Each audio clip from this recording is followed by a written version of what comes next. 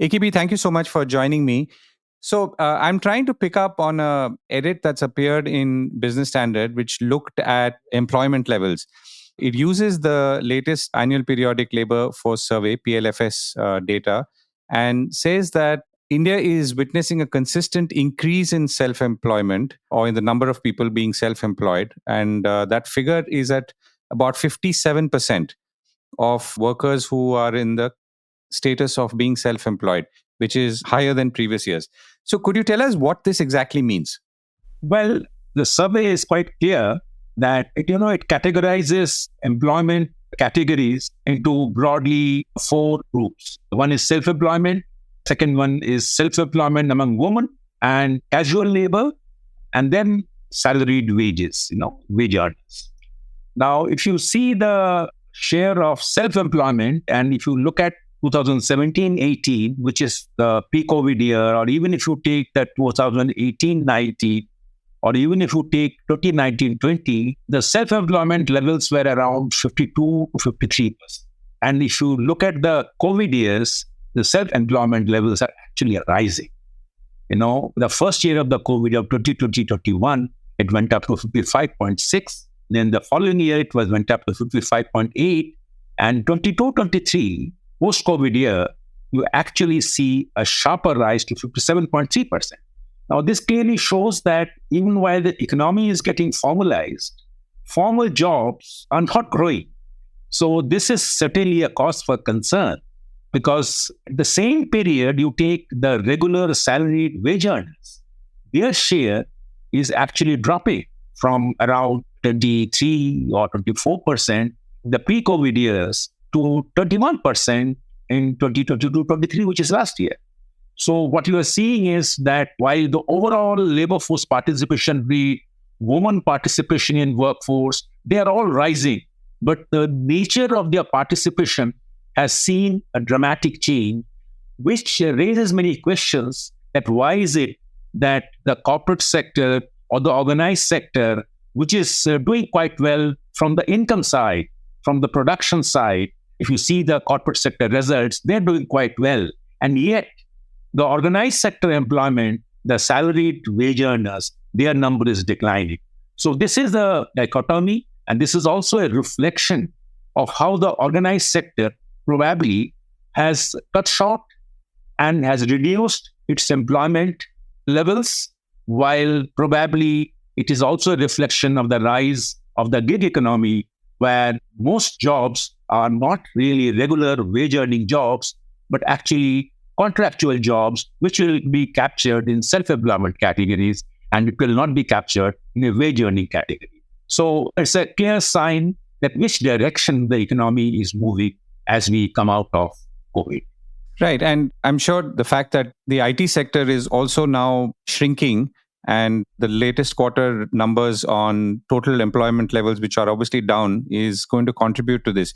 But a slightly larger question, AKB, this shift between, let's say, people who are earlier showing up, at least in absolute numbers, in the organized sector, now shifting to the unorganized or self-employed sector, is that a bad thing? Well, it depends from which perspective you are seeing. If you're seeing it from the corporate sector, they are actually increasing their margins. So they are showing increased profit growth. They are paying higher taxes. But purely from the social security point of view, a self-employed person does not enjoy the kind of social security benefits that is available to a regular wage earner. So purely from a corporate sector point of view, this is clearly contributing to the growth. But from the employee, from the labor market point of view, unless there is a strong dose of social security benefits meant for the self-employed persons and the contract workers, I think it's a bad thing from a macroeconomic perspective. And would there be any estimate of what these numbers could be, in millions of people, let's say, who could have moved away from the organized sector to the self-employed category? If you look at labor force participation, say around 55% right now, which is the year that we're talking about last year. Now, 55%, and you say that out of 55% of your total workforce, which is around, let's say, 470 million people, so 55% would be a figure, and 22% is only the wage earners now. 21%. So 21% of that 55% is what the number is. So one has to... 21% of 235 million, roughly. Yeah, that's right. That's right. That would be the wage earners, and 57% of that 235 would be around self-employed. Right. What are the chances that people are declaring their status accurately, or the data is being collected and reported accurately?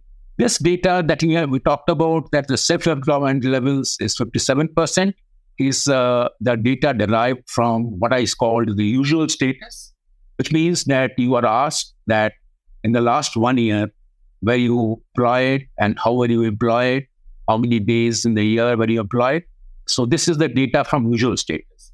Now, when you get the data on whether how much you are earning, what is your labor force participation units, are you unemployed or not, that is the data is coming from the current weekly status, which means that in the last 1 week, were you employed or not. So a lot of statisticians believe that the current weekly status gives you a better assessment of the job market than the usual status number, because normally people tend to forget about what has happened in the last 1 year.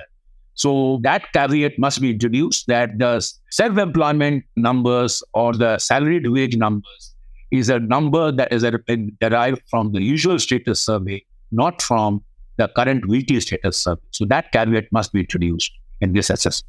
So if we were to look ahead now, let's assume that all these figures are accurate and there is a rise in self-employment, which is not necessarily voluntary in that truest sense.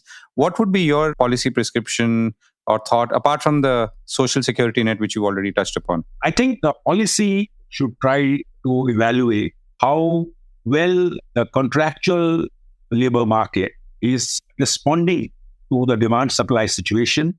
And if there are more people who are being hired as contractual workers, to what extent the labor policy change that was introduced by having fixed contract work for various things with the social security benefits, to what extent that policy can be implemented uniformly across sectors.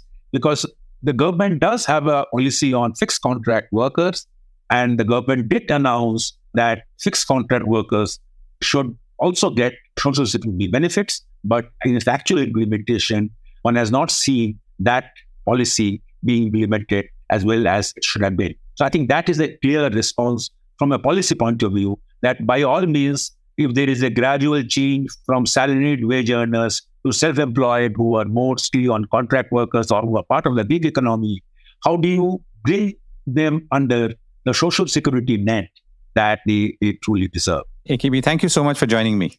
Thank you.